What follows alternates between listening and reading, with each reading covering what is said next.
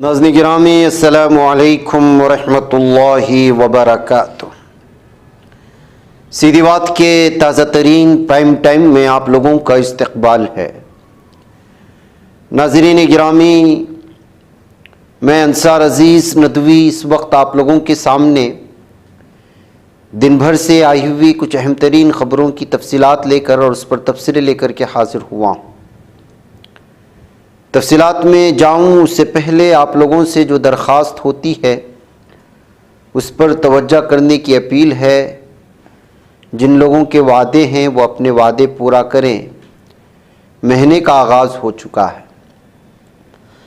नाज़रीन गिरामी, दुनिया का अगर सबसे बड़ा दहशतगर्द मुल्क, इंसानियत दुश्मन, अगर अमेरिका को कहा जाए तो शायद इसमें कोई दो राय नहीं होगी और शायद ही कोई इस बात से इनकार करेगा।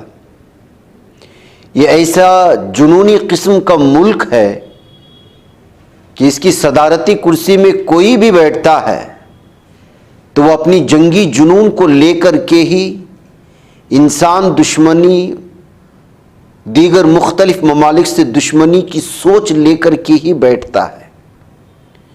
ये किसी भी मुल्क को सुकून से रहने नहीं देता।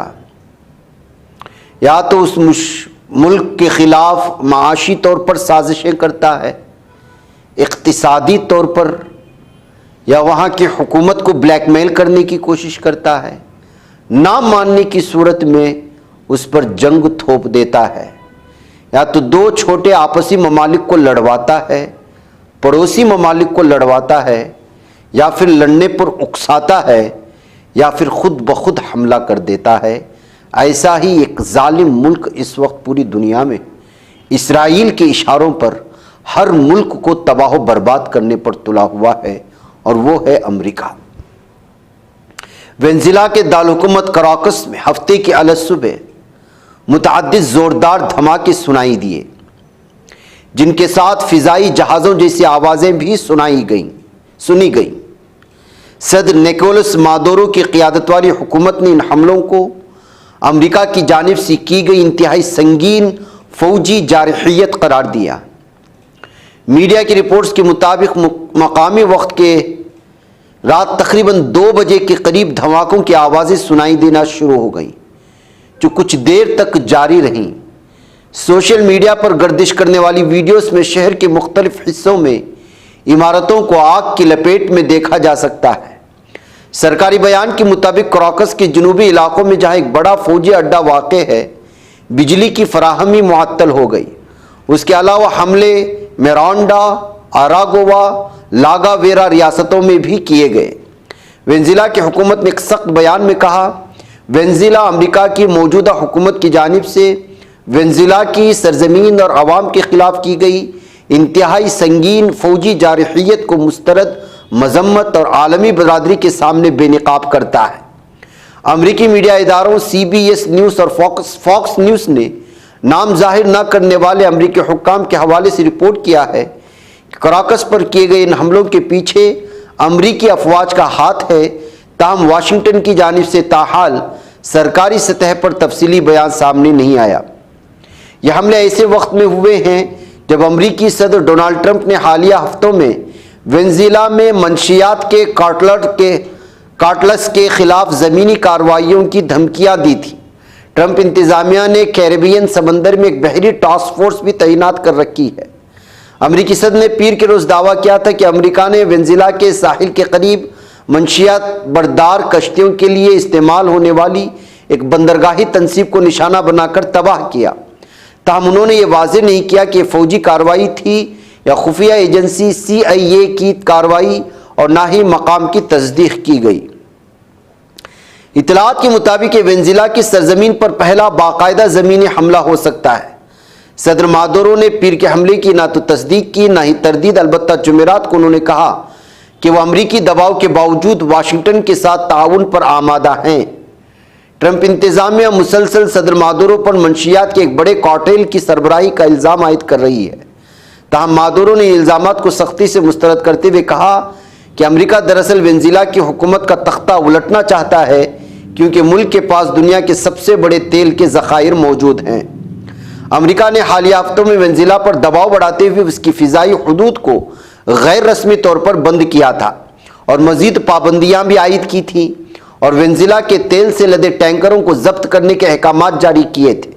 सितंबर से अब तक अमरीकी अफवाज कैरिबियन और मशरक़ी बहरुल काहिल में मंशियात स्मगलिंग के इल्ज़ाम में मुतअद्दिद बहरी हमले कर चुकी है। ताहम नाक़िदीन का कहना है कि अमेरिका ने इन कार्रवाइयों के जवाब में कोई ठोस सबूत पेश नहीं किया, जिसके बायस इन हमलों की कानूनी हैसियत पर सवाल उठ रहे हैं। अमरीकी फ़ौज की जानिब से जारी करदा आदाद व शुमार के मुताबिक इन बहरी हमलों में अब तक कम से कम 107 अफराद हलाक हो चुके हैं, जबकि मजमूई तौर पर 30 से ज़ायद हमले किए गए हैं। इस सूरत हाल लातीनी अमेरिका में एक नई कशीदगी की अलामत समझी जा रही है, जिसके खित्ते और आलमी सियासत पर दूररस असरात मुरतब होने का खदशा है और आलमी सतह पर इस हमले को लेकर के अमेरिका को लगातार तनकीद के जद में लाया जा रहा है। नज़दीकराम में कम से कम 7 धमाकों की आवाज़ें सुनी गई हैं। इन तमाम चीज़ों को देख कर के आप इस रिपोर्ट को सुनने के बाद आप अंदाज़ा लगा सकते हैं कि अमेरिका दरअसल वेनेज़ुएला को निशाना क्यों बना रहा है। वेनेज़ुएला के पास इस वक्त कुदरती ज़खायर मौजूद हैं तेल के। अब उस पर कब्ज़ा करने के लिए कोई ना कोई तो इसको वेनेज़ुएला पर हमला करने के लिए या उस पर हम कब्ज़ा करने के लिए बहाने चाहिए, और बहाने ले रहा है मंशियात की, ड्रग्स की, स्मगलिंग की, मुहाजिरीन की आमदोरफ्त की। दरअसल अमेरिका मादोरो को इख्तिदार से हटाकर वेनेज़ुएला के कुर्सी पर अपना आदमी बिठाना चाहता है, और जैसे ही उसका अपना आदमी बैठ जाएगा तो तेल के ज़ख़ीरे पर, मादनियाती वसाइल पर उसकी रसाई हो जाएगी। वेनेज़ुएला में मुबैना ड्रग स्मगलिंग नेटवर्क के खिलाफ नई कार्रवाई करने की तैयारी के नाम पर जो हमले हुए हैं, इससे पूरी दुनिया को चौकन्ना हो जाना चाहिए कि अमेरिका दरअसल इस वक्त मुख्तलिफ ममालिक के ज़मीन के अंदर मौजूद ज़खायर पर, मादनियात पर नज़रें रखे हुए है, और इस सारा का सारा निशाना जो इसराइल के साथ जुड़कर के करता है, क्योंकि दुनिया में किसी भी मुल्क को अपनी ज़खायर की बुनियाद पर वो उरूज पर लाने नहीं देना चाहता। जाहिर सी बात है कि जो मुल्क अपने मादनियात का इस्तेमाल करते हुए, अपने ज़खायर का इस्तेमाल करते हुए इंपोर्ट एक्सपोर्ट के ज़रिए से उससे हासिल दौलत से अपने मुल्क को मजबूत बनाएगा, तो दिफाई सिस्टम भी उसका मजबूत होगा। जब किसी मुल्क का दिफाई सिस्टम मजबूत होगा तो अमेरिका और इसराइल को आंख दिखाने के लायक होगा और वो खुद मुख्तार होगा। और अमेरिका और इसराइल नहीं चाहता कि दुनिया में कोई भी ऐसा मुल्क ऐसा बचे जो खुद मुख्तार हो और वो उसके इशारों पर काम ना करे। जब इमरान खान ने इनकार कर दिया इनकी बातों को मानने पर, तो पूरे की पूरी गुलामी की किस तरह से हुक्मरानी इस वक्त पाकिस्तान में चल रही है, आप ये बेहतर अंदाज में जानते हैं। भारत पर भी इसी तरह का दबाव बनाने की कोशिशें हुई, लेकिन दबाव काम नहीं आया, तो उसने टैक्स बढ़ा दिया। हर चौतरफा जो है मजबूर करने की कोशिशें की। चीन और कोरिया और रशिया जैसे ममालिक इसके जो है सामने घुटने टेकने पर राजी नहीं हुए, तो जाहिर सी बात है कि उनके खिलाफ हमेशा से पड़ोसी ममालिक को लड़ाने की कोशिश करता रहा है और अभी तक कर रहा है। ताइवान को जो है चाइना से लड़ाने की कोशिश करता है, तो कभी भारत को जो है चाइना से, इस तरह की चीज़ें, और कभी भारत को पाकिस्तान से। तो ये सारी सूरत हाल इस कदर भयानक हुई कि हाल ही में अफगानिस्तान के अपने फौजी अड्डे को वापस देने के लिए कहा, ना मानने की सूरत में जो है पाकिस्तान को अफगानिस्तान के ख़िलाफ़ करवा दिया। और फिर इसके दरमियान में जो जंगें हुई, जो इख्तिलाफात चल रहे हैं, वो अभी तक आप लोगों के सामने हैं। और जब यहाँ पर ये हो गया तो किस तरह से जो है अफगानिस्तान का झुकाव भारत की जानिब हुआ, और भारत के साथ इक़्तिसादी, माशी और सियासी, बल्कि यहाँ तक कि जो है पूरी तरह से तिजारती तौर पर मुआहदे जो हुए, ये सारी की सारी चीज़ें इस मुल्क को हज़म नहीं होती हैं, जिसका नतीजा ये है कि मुख्तलिफ बहानों से आप देख लीजिएगा। अफगानिस्तान पर हमला करने का बहाना अमेरिका ने क्या लिया था, इराक़ पर हमला करने का बहाना क्या लिया था। अभी हाल ही में जो है गाजा पट्टी को जो नेस्तो नाबूद कर दिया गया, सिर्फ एक दिन के हमले का बहाना बना करके 2 साल तक जो है वो गाजा की पट्टी में मुसलमानों का कत्लेआम मचाता रहा, बच्चों का कत्लेआम होता रहा, और ये दरिंदा मुल्क उसको हथियार जो है परोसता रहा। ये कौन सा बहाना था? एक छोटा सा बहाना। इराक की जानिब चले जाइएगा, ईरान की जानिब चले जाइए, ईरान में न्यूक्लियर का हवाला देकर कि किस तरह तबाह ताराज करने की कोशिशें हुई।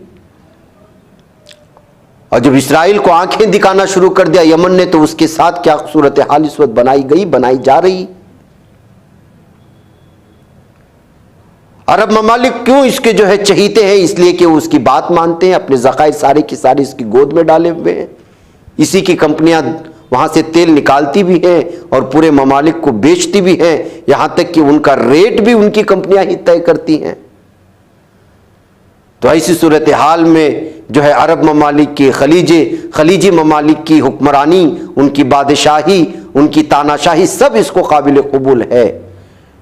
लेकिन जो ममालिक इसकी बात नहीं मानते, वहां की सेकुलरिज्म और जमहूरियत की हुकूमत भी इसको पसंद नहीं है।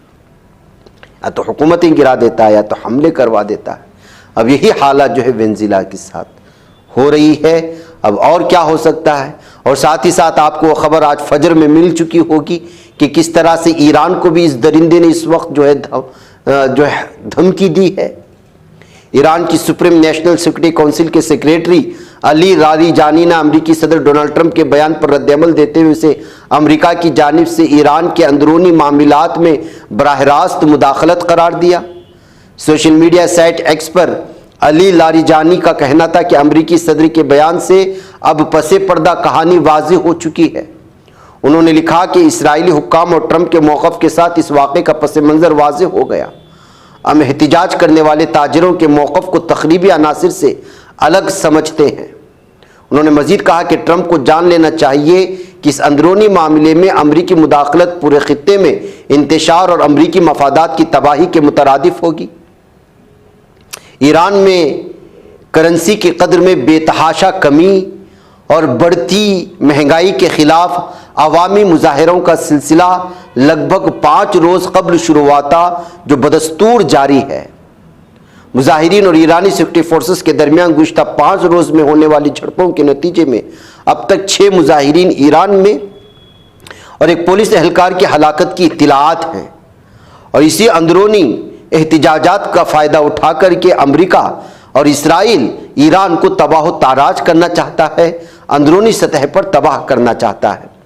ईरान में आज़ाद मीडिया के अदम मौजूदगी और मीडिया कदगनों के बाइस BBC आज़ादाना तौर पर हलाकतों की तस्दीक करने से कासिर है। ताम ईरान के नीम सरकारी खबररसा इदारे फारस और ह्यूमन राइट्स ग्रुप हंगाव के मुताबिक सिक्योरिटी फोर्सेस और मुजाहिरीन में होने वाली झड़पों के नतीजे में मुल्क के जनूबी मगरबी शहर कुर्दगान में 2 अफराद, शहर एरना में 3 जबकि शहर कोहदश्त में 1 शख्स मुजाहिरों के दौरान हलाक हुआ।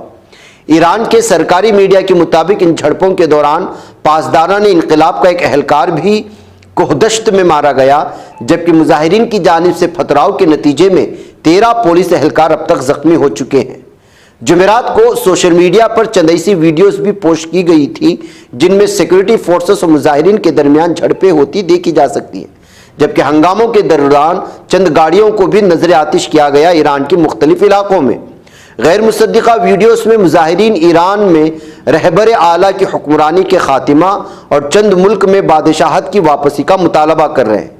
ईरानी सदर मसूद पज़ेश्कियान ने कहा कि उनकी हुकूमत मुजाहिरीन के जायज़ मुतालबात को सुनेगी। ताहम मुल्क के अटॉर्नी जनरल मोहम्मद मोहम्मद आज़ाद ने खबरदार किया कि अदम इस्तेहकाम पैदा करने की किसी भी कोशिश का सामना फैसला कुन रद्दअमल से दिया जाएगा। तो नाज़रीन ग्रामी, जब कभी भी अंदरूनी सतह पर इस तरह के एहतिजाजात होते हैं तो इसमें किसी न किसी एतबार से बैरूनी सतह की साजिश शामिल होती है, और अक्सर मुस्लिम ममालिक में इस तरह के इनकलाब के नाम पर होने वाले एहतिजाजात के पीछे सबसे बड़ा हाथ अमेरिका और उसका पट्टू इसराइल है, इसराइल है उसका पट्टू अमेरिका का होता है, क्योंकि किसी भी मुल्क को मुस्तहकम देखना ही नहीं चाहते हैं। ऐसी सूरत हाल में ईरान को और ईरान ने जिस शिद्दत के साथ इनको जवाब दिया और उनको नाकों चने चापने पर मजबूर किया, यहाँ तक कि जो है मुज़ाकरात के मेज़ पर खींच लाया, तो ऐसी सूरत हाल में ईरान का जो दिफाई सिस्टम है वो किस कदर मजबूत है और वहाँ के जो है सुप्रीम के पीछे पूरे की पूरे आवाम है। तो जाहिर सी बात है कि इसको झुकाने के लिए अवाम में एहतिजाज और अवाम में बगावत को पैदा करना बहुत ज़रूरी होता है। और बगावत को पैदा करने के लिए बैरून मुल्क की फंडिंग और उसकी सियासी तौर पर जो उसके मुखालिफिन होते हैं या अपोजिशन होते हैं उनको पूरी तरह से जो है मजबूत किया जाता है। यही सूरत हाल हमेशा से मिसाल दी जाती है। तो अब जो सूरत हाल बांग्लादेश में बन रही है वहाँ की सूरत हाल को भी कहा जा रहा है कि उसमें बैरूनी मुल्क का हाथ है, ताकि इस वक्त जो वहाँ की हुकूमत बनी हुई है उसको गिराया जाए। और उसमें कभी जो है पाकिस्तान हिंदुस्तान पर जो है उस पर इल्ज़ामात लगते हैं, कभी अमेरिका पर जो है इल्ज़ामात लगते हैं, कभी किसी और मुल्क पर इल्ज़ामात लगते हैं। तो ये सूरत हाल है नाज़रीन गिरामी। अपने ही मुल्क में अल्लाह की जानिब से दिए गए ज़खायर पर किफ़ायत करते हुए उसी के ज़रिए से मुल्क को मजबूत बनाने के बजाय पूरी दुनिया पर अपनी हुकूमत राज करने के लिए अमेरिका और इसराइल मिलकर के इस वक्त जो दीगर ममालिक के ख़िलाफ़ साजिशें रच रहे हैं, बगावत की जो सूरतें पैदा कर रहे हैं, ये पूरी दुनिया को तीसरे जो है जंग की तरफ ले जाए जा रहे हैं, वो थर्ड वर्ल्ड वॉर की तरफ ले जाया जा रहा है। इस तरह के तबसरे वेनेज़ुएला पर इस वक्त हमले और फिर ईरान को बार बार ललकारने के बाद जो है सामने आते जा रहे हैं, जबकि साफ और वाज़ेह तौर पर ईरान ने अमेरिका से कहा है कि अगर उसने किसी भी तरह से अंदरूनी सतह पर खलफशार पैदा करने की कोशिश की, इंतशार पैदा करने की कोशिश की, तो उसको उसका जवाब दिया जाएगा।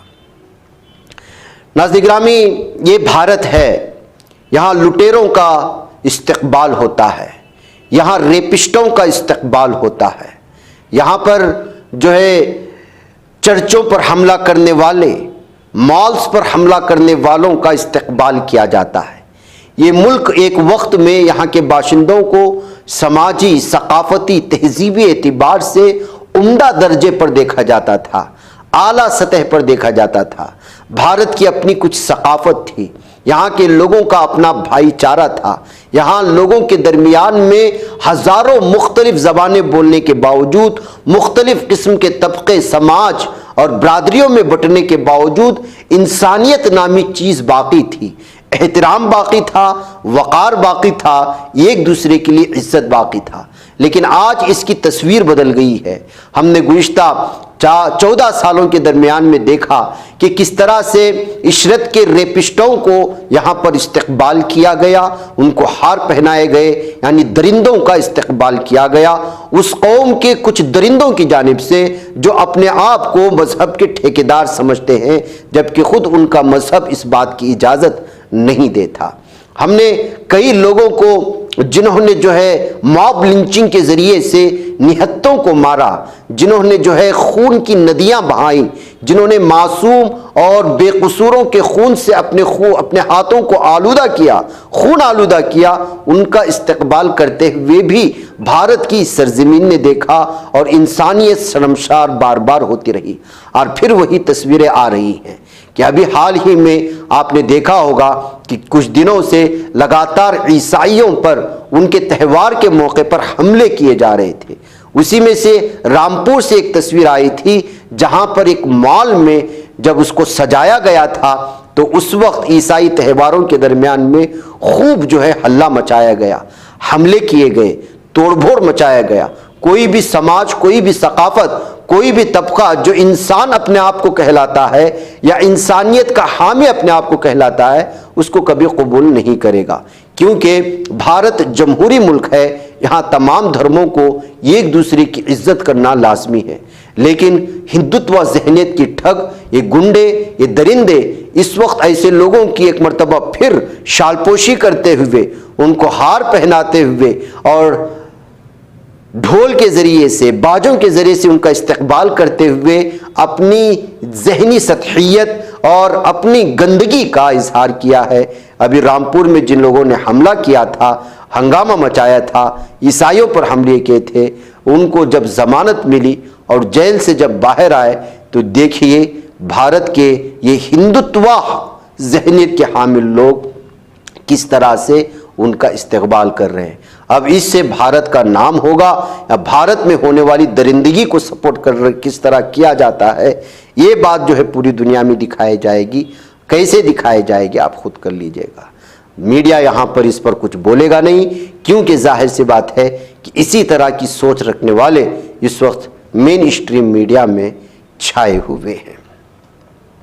जमीयत उलमा हिंद की मजलिस आमिला का इजलास 31 दिसंबर 2025 बरोज़ बुध शब 8 बजे ऑनलाइन मुनक़िद हुआ था, जिसकी सदारत सदर जमीयत उलमा हिंद मौलाना महमूद असद मदनी ने फरमाई थी।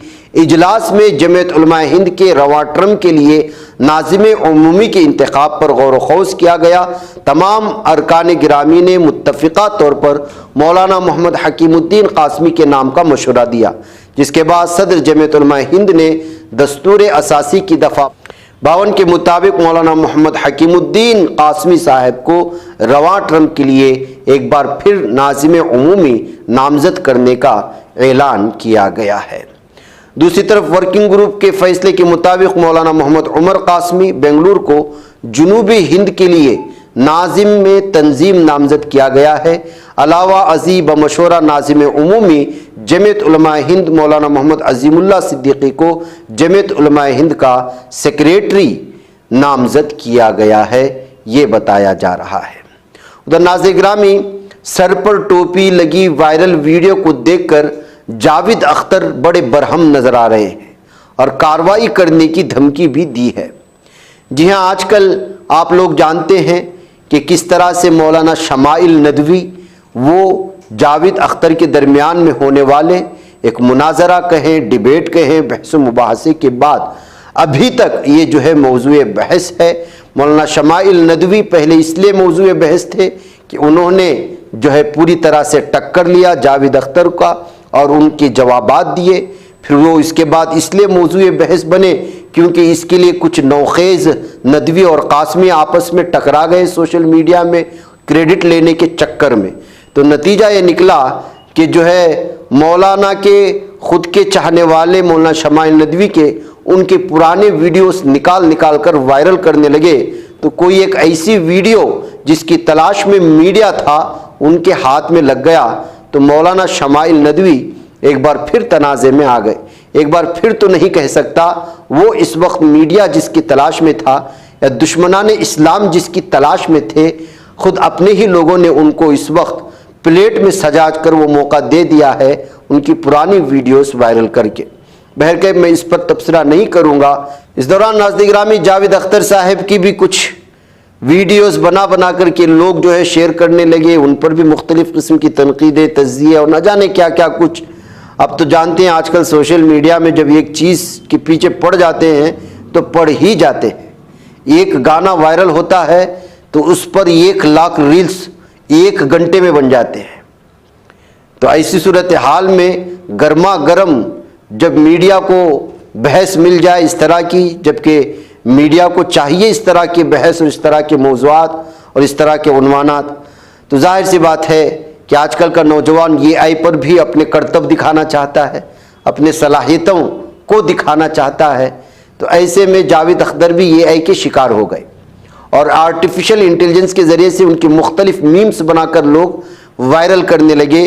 तो एक उनकी और तस्वीर वायरल हुई जिसमें आर्टिफिशियल के ज़रिए से उनके सर पर टोपी लगाई गई, आँखों में सुरमा लगाया गया और फिर उनके गले में जो आम तौर पर जो पहना जाता है, गमछा कहें या शाल, वो पहनाया गया और उनको मुसलमान की शबीह दी गई, जिसका नतीजा ये निकला है कि जो अल्लाह पर यकीन नहीं रखता मुल्हिद, वो खफा हो गया। और ये आई के ज़रिए छेड़छाड़ की गई उनकी तस्वीर को लेकर के। वो मुसन्निफ़ और नगमा निगार अब जो है बड़े परेशान नज़र आ रहे हैं। ऐसे में 80 साला जावेद अख्तर की कंप्यूटर से बनाई गई तस्वीर टोपी पहने हुए जब दिखाया गया तो उन्होंने उसको गुमराहकुन और काबिल एतराज़ करार दिया। इस क्लिप का फेसबुक लिंक शेयर किया और वाज़े कर दिया कि उस मामले को हल्के में लेने वाले नहीं हैं। जावेद अख्तर ने लिखा, एक नकली वीडियो वायरल हो रही है जिसे कंप्यूटर से बनाई गई है, मेरी नकली तस्वीर दिखाई गई है, मेरे सर पर टोपी लगाई गई है और दावा किया जा रहा है कि आखिरकार मैंने ऊपर वाले का रुख कर लिया। ये मुकम्मल तौर पर बकवास है। मैं इस मामले में साइबर पुलिस में शिकायत दर्ज करवाने पर संजीदगी से गौर कर रहा हूं और इस फर्जी खबर को बनाने वाले शख्स और उसे आगे फैलाने वाले कुछ लोगों को अदालत तक ले जाने का इरादा रखता हूं, क्योंकि इससे मेरी साख और एतबार को नुकसान पहुंचा है। इस वक्त जावेद अख्तर खुदा की वजूद पर दिए गए बयानात की वजह से नाज़िर गिरामी वो ज़ेरे बहस है। भारतीय क्रिकेट कंट्रोल बोर्ड BCCI ने एक मुतनाज़ा कदम उठाते हुए कलकत्ता नाइट राइडर्स को हिदायत दी है कि वह बांग्लादेश के फास्ट बॉलर मुस्तफिजुर रहमान को आइंदा IPL सीजन से कबल अपनी टीम से रिलीज कर दे। ये फैसला ऐसे वक्त में लिया गया है जब शिद्दत पसंदों या बाज़ सियासी लीडरों और सोशल मीडिया पर गैर मुल्की खिलाड़ियों को निशाना बनाया जा रहा था। मीडिया रिपोर्ट्स के मुताबिक BCCI के सेक्रेटरी देवाजीत साइकिया ने तस्दीक की है कि BCCI ने कलकत्ता नाइट राइडर्स को हिदायत दी है कि वो बांग्लादेशी फास्ट बॉलर मुस्तफिजुर रहमान को अपनी टीम से रिलीज़ करे। यह फैसला हालिया हालात और पेशरफ्त को मद्देनज़र रखते हुए किया गया है।